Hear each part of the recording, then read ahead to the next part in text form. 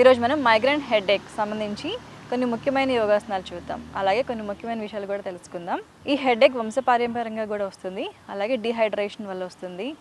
అలాగే hormonal imbalance ఎక్కువ ఉన్నా కూడా ఈ హెడేక్ అనేది తరచూ వస్తూ ఉంటుంది. ఈ మైగ్రేన్ తలనొప్పి అనేది నార్మల్ తలనొప్పి కన్నా కొంచెం విభిన్నంగా ఉంటుంది. ఇదేంటంటే ఒక సైడ్కి ఎక్కువ వస్తుంది.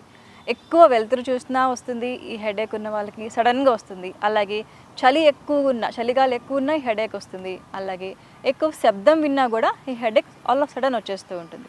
ఈ హెడేక్ వచ్చింది అంటే ఒక సైడ్ ఉంటుంది, తల చాలా బరువుగా ఉంటుంది, ఏ పని చేయాలనిపించదు, ఏ పని మీద ధ్యాస అనేది ఉండదు.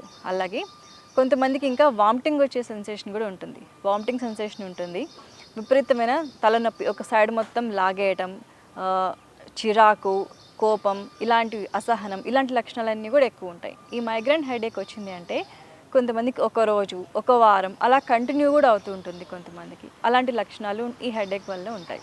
ఈ మైగ్రేన్ హెడేక్ తగ్గించడానికి సంబంధించిన కొన్ని యోగాసనాలు ఏంటో చూద్దాం. ఇప్పుడు మనం చేసే ట్విస్ట్ ఏంటంటే ఇలా సుఖాసనంలో కూర్చోవాలి.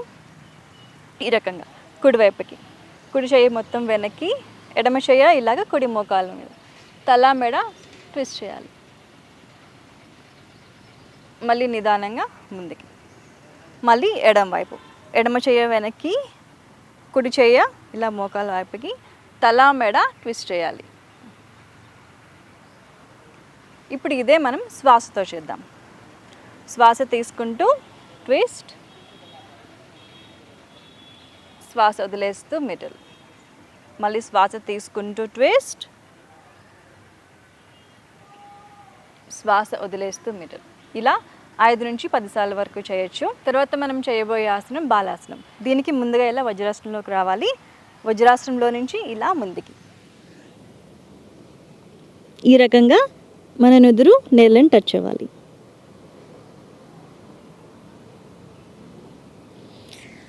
మళ్ళీ నిదానంగా పైకి ఇంకొకసారి చేద్దాం. శ్వాస తీసుకోవాలి, శ్వాస వదిలేస్తూ కిందకి,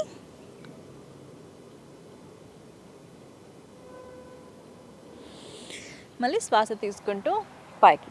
ఈ బాలాసనంలో 3 నిమిషాల వరకు ఉండొచ్చు. బ్రీతింగ్ ఎక్కడ బ్లాక్ చేయకూడదు. బ్రీతింగ్ ఈజీగా చేస్తూనే ఒక 3 నిమిషాల వరకు ఉండొచ్చు.